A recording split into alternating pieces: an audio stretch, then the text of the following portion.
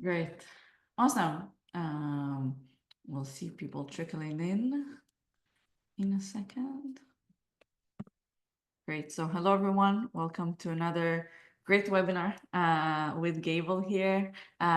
Today, we're going to talk about how GoDaddy and Jasper are redefining employee experience without RTO mandates, which is really important note here. I'm sure very hot topic for everyone who's joining. So while we have people trickling in, please introduce yourself, your name, your role, the company, and where you're dialing in from. A little bit about Gable, for those of you who don't know, we are the workplace operating system. We have created really a all-encompassing, fully integrated solution for seamless hybrid, remote, and in-office management. We have 4 components on our platform. The first and foremost is access to 14,000 co-working spaces, bookable on demand for your remote employees, the ability to orchestrate events, whether those are in office or offsites, manage RSVPs and post-event surveys. For those of you who have offices, the ability to book desk and schedule meeting rooms and have all the data collected on all. And finally, welcome visitors into your space. I'm excited to have everyone here joining us. It's going to be a hell of a ride, as they say. And without further ado, I'd love to introduce our speakers. Jess and Julia, please introduce yourself. Jess, if you want to go first. Yeah, absolutely. Hello, everyone. Good morning, good afternoon, good evening, depending on where you're calling in from. My name is Jess Hess. I am the Senior Director, Head of Global Real Estate and Workplace Experience and Safety and Security at GoDaddy. So there's a nice through line through acquiring space and building out offices and keeping our employees secure.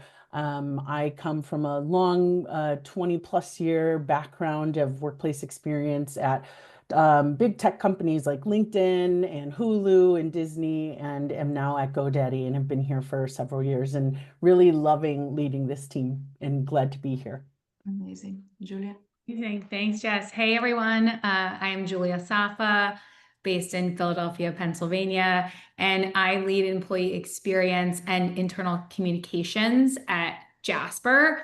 If you haven't heard of Jasper, we are the world's leading AI platform for marketers. So there's a lot of meta use cases for Jasper, and I like to think that I help connect our global team, which is fully remote, to our company's mission, strategy, and really create spaces, digital spaces for psychological safety. And folks are not just informed, but they're really aligned and have a clear sense of purpose on how their work rolls up to our company goals. And there's so many different programs for clarity and consistency that we're going to talk about today.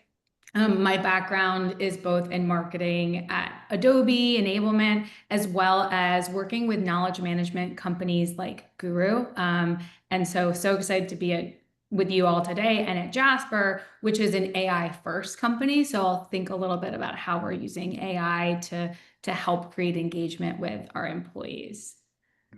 Thank you. And as some of you already know, the webinar today is going to be 2 parts. First is questions, and then we will spend the last 15 minutes talking about your questions for a joint Q&A session. So please log in into slido.com and input this number, and then you'll be able to see all the incredible questions that already our webinar attendees have submitted and more. So we'll try to cover as much as we can. Awesome. Let's start. So Jess, the first question would be to you. We talked about, the title of the webinar is the fact that no RTO mandates, but still keeping employee engaged. But really interested in hearing, how are you running programs to bring people in? How do you create programs that are full of purposeful gatherings? And, how's that operation going on a day-to-day basis? Yeah, we at GoDaddy have spent a lot of time thinking about this, and we're going to talk today a lot about data and a lot about psychology, and that's really where there's an intersection and an opportunity here, where when we think about the workplace as a place where human beings come to, do their work, we need to be rooted in sort of purposeful intention, not mandates, requiring people to come into the office. And one of the things that I think about often, just kind of having a background in psychology and understanding that what we're doing is serving people, is just the vast difference of humans that come into the workplace, and whether that's generational, whether that's neurodiversity, whatever the situation is, and understanding that it's not one size fits all, that space in the office might work for somebody that doesn't work for somebody else, that home remote work works for somebody.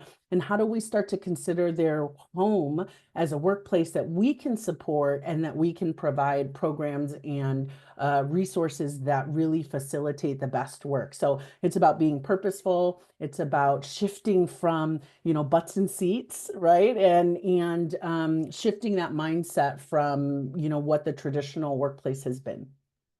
So first of all, thank you. I love the shift from butts in seats into really intentional, right? At the end of the day, and you've with your career, you've seen it all, right? This progression and revolution, which I think is so important, right? And enables probably also the best talent in that sense. I think it's such an important point to discuss. Julia, over to you. You mentioned a little bit about, we talked about the local pilot program that you have that is simple but powerful. Can you elaborate a little bit about that? How did you, decide to launch this? And how would, anyone from the audience can implement the same thing? Yeah, so I'm going to share a little bit about what I call Jasper Local. So when I started at Jasper about a year ago, we had closed both offices that we had. So we had an office in Salt Lake, an office in Austin, and by surveying our employees, we do different types of surveys. We really heard a pulse around, hey, people still want to get together. People still want to get together. Now, a lot of that is overhead for a people team or a planning team to say, hey, we're a remote company. We're going to bring people together.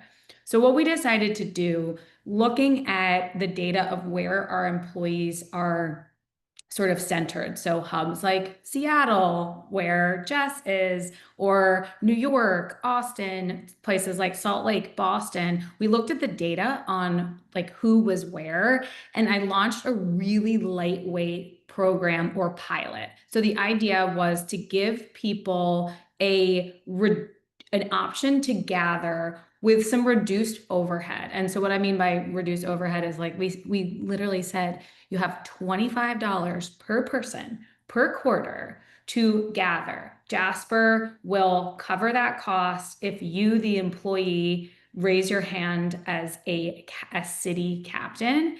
And the intention there was just to see, okay, who's going to bite here? And to sort of prove out, okay, do we want more budget? What cities are gathering? And with that really small budget, this program has taken off immensely, that folks are getting together in cities like Boston and Salt Lake without budget. And the real takeaway for me here is the starting small, right? That's not a huge amount of money and not a huge amount of overhead for me, but bringing employees along, because at Jasper, as a fully remote company that is pretty young, everyone is responsible for building our culture.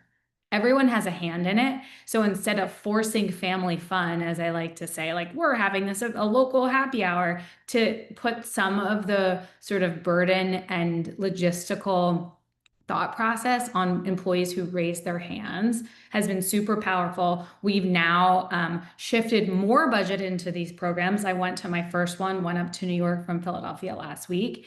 And this is one of our most popular and lo-fi ways to intentionally build connection where everyone is part of the journey. Incredible. So first of all, it's even a iteration process, as a product, even as a product iteration, right? You start with a small pilot. Can I add one more thing, actually, is that part of that we offer, and, Gable is one of these options, is actually hey, if you want to get together in a place like New York and, we're fully remote, there's nowhere to do that. We have some budget set aside to go to a co-working space provided by Gable or, you know, some other providers that like brings down the temperature and makes it like a fuller day. So people have taken us up on 2 or 3 of those so far. Just anything to add? Sorry. Yeah, thank you for reading my mind. You knew that I wanted to add to that.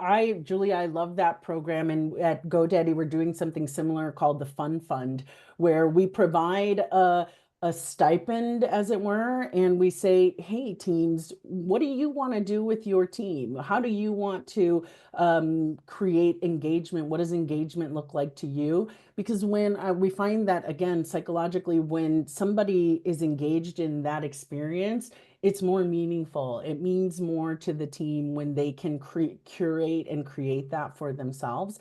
And then on the note of kind of co-working space with Gable, similar program at GoDaddy where we have employees remote and we have employees that have an option to be in an office. And that's that choice that we're going to talk about soon, right? Like, how do we give people choice to create an environment and a culture that works for them, that still feels connected to the culture at large? It's amazing. I love the fun. Fun fund, Fun, yeah. fun. Every I'd company should steal have that. a fun. You can have it. You can all have it. Incredible. And just I wanted to follow up a question with you because Julia mentioned that, you know, Jasper is a fully remote company. GoDaddy, on the other hand, is not. You Correct. have a lot of offices. Can you share a little bit about, you know, the portfolio, your approach of how to optimize the portfolio, how to design spaces used by different teams efficiently, obviously, but also for the purpose of gathering collaboration? Yeah, absolutely. Over the years, GoDaddy's had, you know, millions of square feet, and then COVID changed that, right? We've had offices, hundreds of offices globally, and there's an interesting thing that happened with COVID, right? Everybody went home, and we got to witness firsthand how people can be resilient and productive in different environments. And that started to inform how we think about the workplace and the resources we provide and say, oh, we've been thinking about this in one cookie cutter way so that everything has to happen and filter through this one way. And that's just not representative of the world and the population and how people think and learn and grow. So we've started to move towards a design concept that I think a lot of people are familiar with. It's called activity-based working.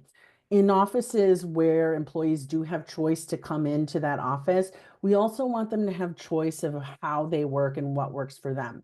And this can be done in really kind of like cliche ways of like collaboration spaces.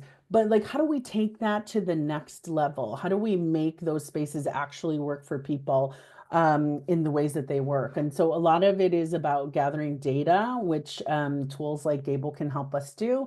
A lot of it's about not just that quantitative data, but that qualitative data of, you know, coming together and saying, if we were to consolidate space and remove this space and remove this as an option, what would work for you? And like I mentioned earlier, since you have the option to work remotely at home, what works for you? What can we provide you to help make your workplace, which is your home, be a productive space for you?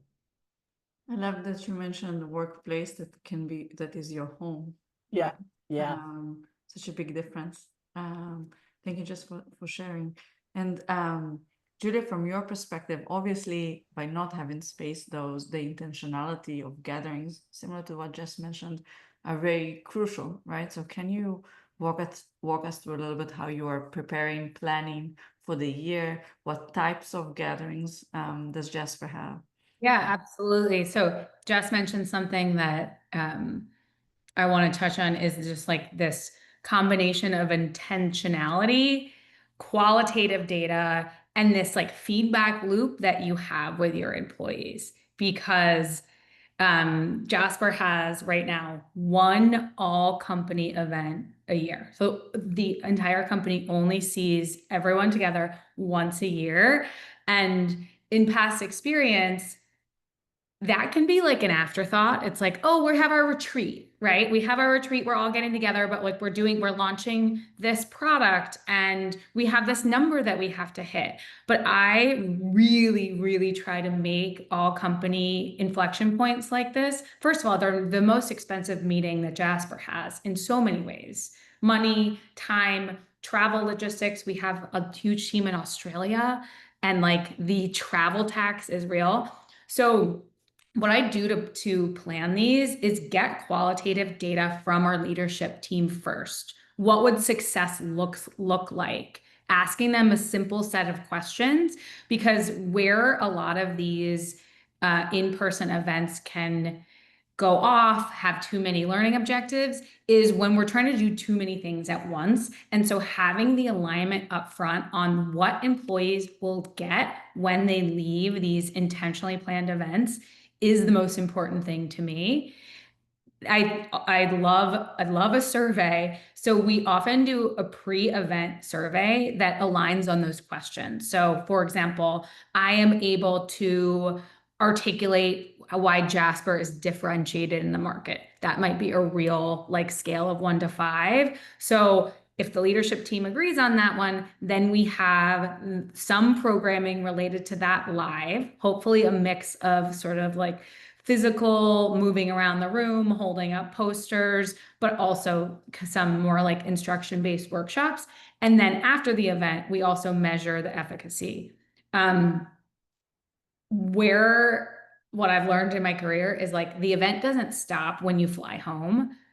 And having some goals be able to extend the week after the company event, the next week, like what are the goals once you get home and you're back in your real life working environment, versus it just being like a feel-good event. The feel-good piece is always important. I can go on and on about these, but I think the main thing is just like design for the momentum, blend the structure of the events with like sort of a mix of informal content. And to Jess's point, like ask teams what they want. You don't know what the engineering team, is really like challenged with and might help when they're together. So ask them what they want and let them plan their own moments, giving them a little structure, and then reinforce the themes pre and post with aligned upon goals. Amazing. And first of all, extremely intentional, right? Like it's to your point, the first point is it's not an afterthought. Like there is one shot to make it right in a year, right? So much pressure on that. Yes. And I really like the point, and I think that's part of the challenge is like how do we make it not just a feel-good event, right? Because there is so many more goals in that. And a lot of the things you mentioned, you also root in data that I think is really powerful. And maybe to continue the conversation around data, I'll pass it to Jess, because again, with such big portfolio, we talk a lot, even as part of the AI revolution of optimization in making data-driven decisions. How can we apply it here? How do we leverage data? How do you leverage data to optimize and understand? You mentioned many times like the reduction of footprint, or in general, and what story have you been able to tell with that? Yeah, it's a deep and nuanced question. Casual morning, Yeah. So I think that there's a common methodology for data that is reviewed in the world of workplace, right? We look at badge swipes. I look at badge swipes. We look at, room bookings. We look at desk bookings, and all of that is one piece of the story. It's often the foundational piece, but it's not necessarily the most telling piece of the story. And so what I would encourage people, if you're creating a story around or initiatives around data, I encourage you to go beyond the quantitative to, like Julie and I have both been saying, to the qualitative, and approaching your sort of analysis with a curiosity that's more than just counting the numbers of times people come to the office, right? What does it mean? What time are they coming in? What time are they leaving, right? Like this isn't about surveillance. It's about understanding behavior. When they book a room, it could be something as deep or not deep, depending on your perspective, as like that room is warmer. It has better lighting. I feel more cozy. The seat is more comfortable, right? Like, what are the things that are actually drawing people? Those are the stories that I want to tell with the space that we design. The data is foundational for sure, but why is the what's beyond the counting of the numbers to why is that happening and why are people drawn to this space? And again, what we find is that the why, when we ask the why, a lot of the story behind the why is it can be tied to demographics, not to minimize at all kind of qualitative data, but it could be because of my generation or because of my neurodiversity or because whatever special, unique thing to me as a human makes this space work. And then we can start to turn that into design elements and trends, and even as deep as like fabrics and colors and textures, and how we really create a space that encourages at the basic human level people being productive and happy and healthy. And I can go into Maslow's hierarchy, et cetera, right? But like if we're talking about data, make that the foundational piece and don't stop there. Take it further and ask why. Julia. Can I just ask a question? I'm so intrigued. Well, first of all, offices are always too cold for me, right? Like that's been my experience. I was talking to a neighbor yesterday who they're doing 5 days a week return to work mandate, and his team, he's in Delaware, but his team is in Texas. So he comes in and sits alone at a desk, but he's been told to go to work. So when you're looking at that data, Jess, are you looking at like team location and like opportunity for collaboration? Yeah, absolutely. We try to get as nuanced as like, what is the behavior profile of an engineer?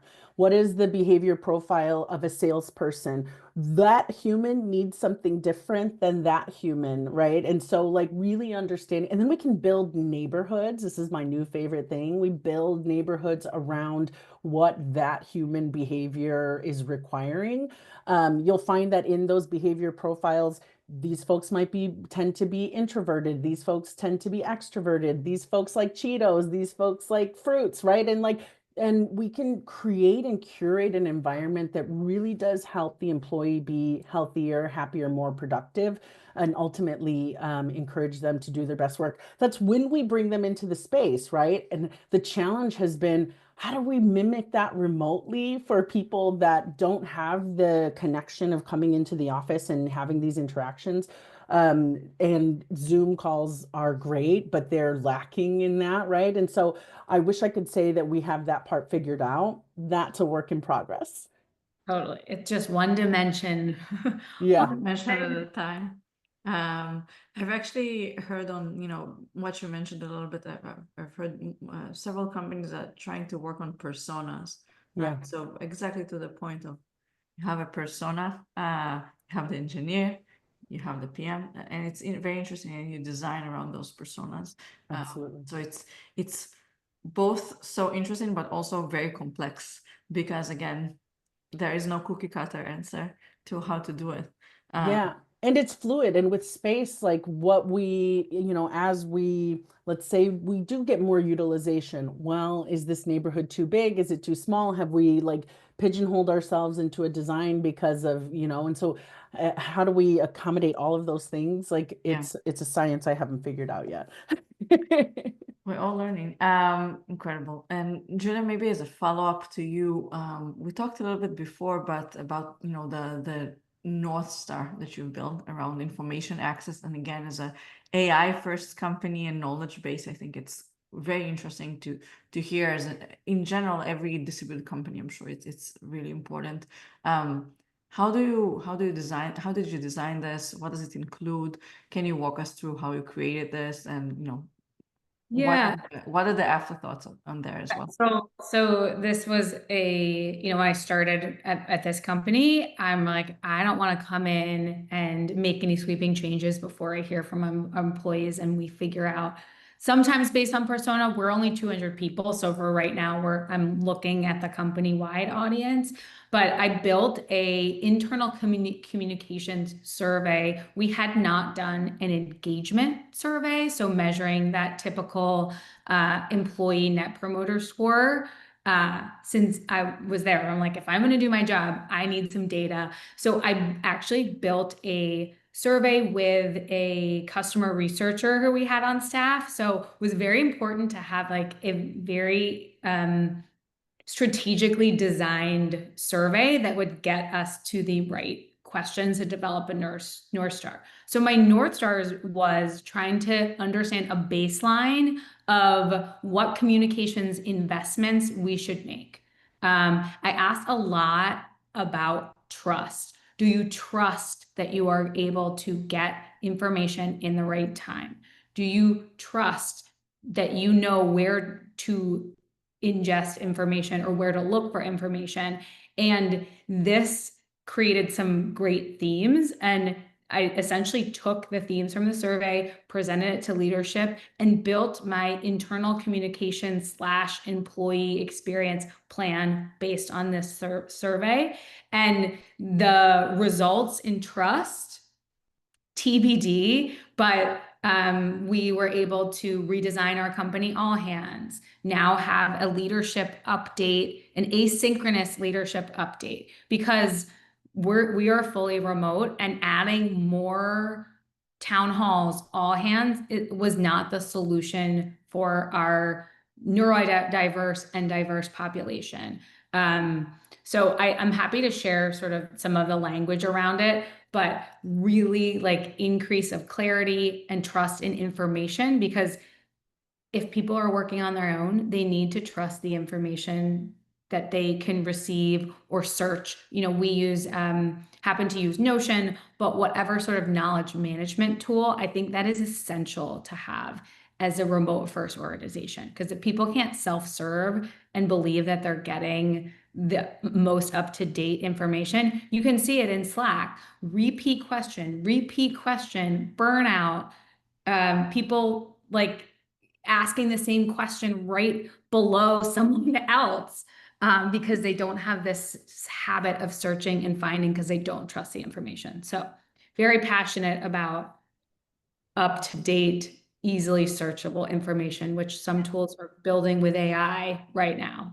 Everyone has sort of an AI component, but if your information isn't up to date from a subject matter expert, it's going to give folks the wrong gist.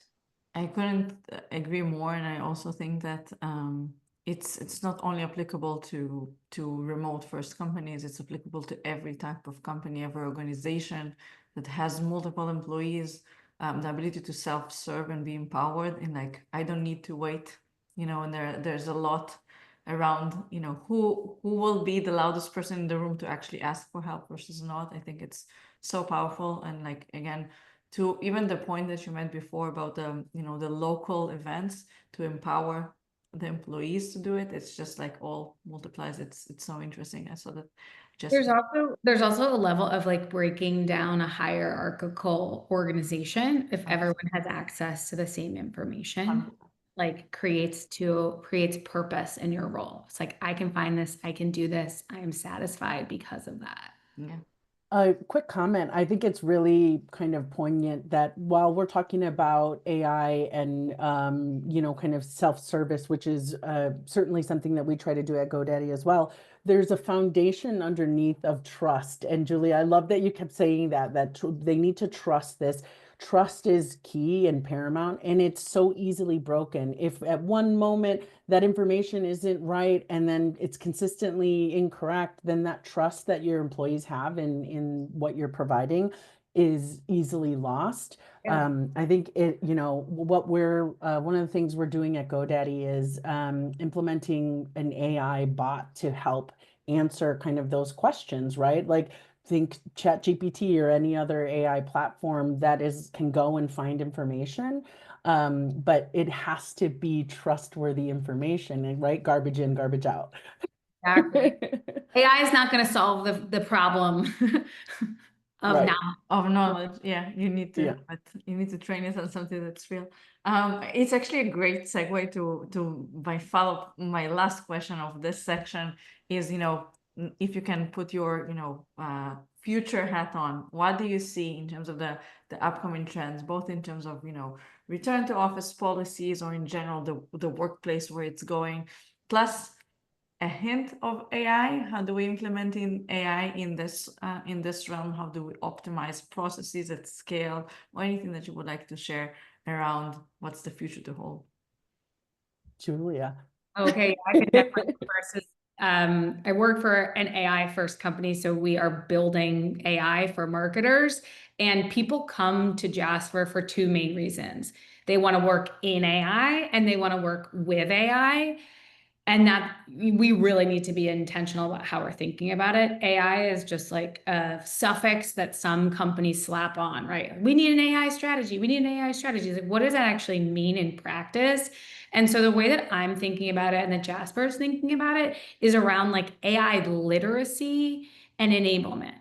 Because AI is not going to solve all your problems, but understanding some of the language, what the incentives are, how it's built, is going to create a generation of folks in the workforce who feel comfortable speaking this language and comfortable experimenting. So Jasper actually put together something I'm seeing across some companies, and there's certainly like an AI adoption maturity curve from, the Shopify and the Duolingo that just announced, hey, you must use AI for everything. Yeah. To other institutions who are like, you know what, no, we just have individuals secretly using ChatGPT on their computers without work license. We're somewhere in the middle, but we came up with actually like 4 cultural principles around AI. One is that like we want to reimagine how we work together. This is kind of on theme of like bringing employees along. So that means like staying curious and embracing a beginner's mindset. Like one example of that, this is my favorite Slack channel at Jasper. It's called AI Experiments. Kind of what it sounds like. Someone will be like, hey, do you know what tool I can use to create a flow chart? Someone will be like, hey, I just created this thing for my kids and my kids' school presentation. And they share like low risk experiments also in work, like, hey, I'm doing this. Everyone from, our like people ops business partner to the CEO is sharing like, hey, here's what I'm doing. Are you guys inspired? So that's like one principle. The other one is that like what possibility, or the other one is efficiency creates possibility. And so it's sort of like, what is possible with the efficiency of AI? Where can it handle these routine tasks? So getting really specific as opposed to like, what's our AI strategy? It's like, what could AI do on the workplace strategy team or for the webinar team? And then we get to like kind of control our own destiny. That is the last pillar. And like, how do we scale responsibly with this? Right? Like, how do we have this conversation? Is it an AI ethics conversation? That sort of thing. So my advice would be, this is a trend that's already here, but getting really specific on what works for your company by engaging folks who are interested. So coming up with an AI council, that sort of thing, because it's not going to go anywhere and people are using it anyway. Yeah, I think I can jump in as well. I love those pillars, by the way, Julia, and I love how it makes me think of how AI and kind of human-centric workplace complement each other, right? And so I think that there's often a fear of like, well, I also teach, I'm a college professor, and there's this fear around like, well, AI takes away our critical thinking.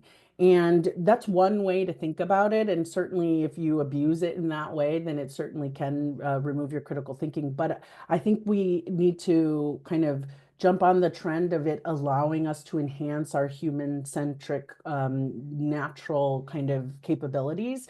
And so I think over the next few years, what we're going to see is a continued use of AI to enhance our design, to enhance our programs, to enhance the way people work for choice, right? It's how we use data. It's improving our analysis of that qualitative data, so that we can continue to create human-centric spaces. I'd be remiss if I didn't mention, right? Like GoDaddy has an AI component to our platform. We serve primarily entrepreneurs, right? And how tech literate is an entrepreneur that maybe has a cookie shop or has, whatever kind of service. We want to enable them to do the things they do. It's the same concept, right? Allow them to do the things they do better, faster, stronger, so that they can focus on their primary goals. Amazing. Honestly, very inspiring. And I think the overarching theme is that obviously there are companies like Jasper and others that are built that are AI first companies, but there's so many other, companies that haven't started with AI, but are incorporating AI both internally for efficiency, but also how do we make more efficient for our own customers, right? Yeah. Just exactly to your point. I think that's the next wave in that. So super interesting to see how, very different companies, but at the end of the day, it sounds pretty similar, right? If you think about it. Absolutely. Yeah, I totally agree. There's like a tagline of human-centered AI, but like, how does that work in practice for your own needs? One stat I wanted to mention from Harvard Business School earlier this year is that women are 20% less likely to use AI. So we're going to see gaps. We see that certainly generationally. And the number one reason this study cited is that women feel like it's cheating, that it's unethical. Yeah. And so creating little habits of experimentation and like you said, like having the cookie creator talk about how they're using AI to bring down the temperature and bring down like the exclusionary language or Yes. concepts. It's like, well, it's not for me, right? Because you're already using AI, whether or not you know it. It's just being a little more familiar. So I have to plug that as sort of, moving forward the trend of getting more folks using it by highlighting the disparity right now. Very important reminder. And we'll move now to the Q&A session. There are a lot of questions here. We'll see how much we can go through. But the first one, and please just, Julia, whoever wants to take it, or both of you, please jump right in. What are the most important Office access data points you like to collect and present regularly to your leadership team? Maybe Jess, you can take it. Yeah, I can start. We talked a little bit about kind of those, the badge swipe data, right? And so I want to know, and I want to present to leadership when people are coming in the front door, right? And interestingly, I want to know if for some reason they're not coming in the front door because their behavior is trending them to a different entrance, right? Because then we should know that, we should understand that behavior. Some other data is kind of what we call dwell time. How long is somebody using a space? If they've booked a room or a desk, are they dwelling there, or do they just feel like they need a real estate to put their bag down, right? Because maybe we could do with a locker instead, right? So dwelling time in the space. I want to be able to track when an employee books a space versus just walks into a space, right? So there's a couple of different ways that people can book space. I can book it from my desk, right? Or through different platforms, or I can walk up to the keypad at the room and book it that way. What is the method that is kind of driving more convenience and more interaction? And I want to know how our gathering spaces are doing. How are we utilizing those spaces, whether that's meetings, whether that's events, whether that's food services, right? So we track all of that data. I think that's important data to start to remember, just to start to build that story around what the human behavior is that's taking place. Excellent. Thank you. Yeah. Another follow-up question would be, what were the 2 or 3 successful ahas that drove engagement, and 2, 3 boohoo's lessons learned from human-centric experiences? Excellent question. Whoever wants to take it, I'm sure you have a lot. I have some ideas. I think my favorite one in my career is, this was for a fully remote company. We did a as part of like a launch week celebration, people love to be competitive, right? And that is something that you can see in Slack. So we did a scavenger hunt we sent folks a physical piece of paper. So it had a surprise and delight element, not a ton of swag. I am a low swag gal. But so there are some functional things, but a bingo board, and then have people, taking a picture with ice cream, submitting it to a channel, and people went nuts. Got so creative.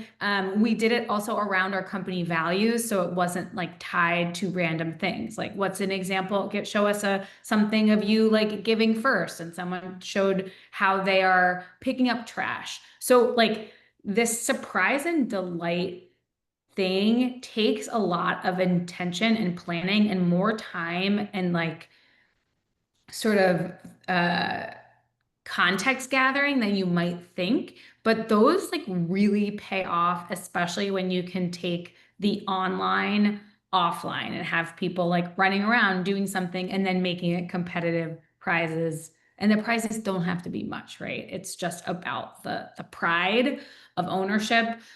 We did another one, sort of compelling event based for the Olympics last year. So we had different teams and different activations online, offline, and people went wild for that too. And pretty basic seeming.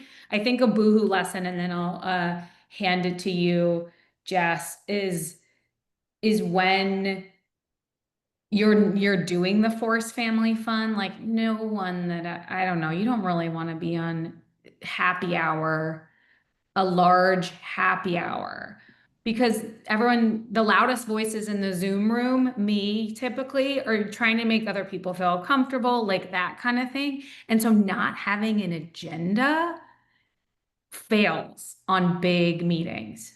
Yeah. Unless the team really knows one another. That I've seen that go south real quick and is so awkward, and everyone can't wait to get off, and they're just being nice if they're on. I want to jump in on your aha moment, because I would agree. I think the way that I would phrase it is the understanding, the realization, like what you're describing about people coming together and enjoying the scavenger hunt, the realization that at the end of the day, this is about community and social gathering, right? What are we as humans but social creatures, right? We crave interaction with one another in different ways. And so the reason we see those kinds of events be so successful is because we're curating an opportunity for people to commune.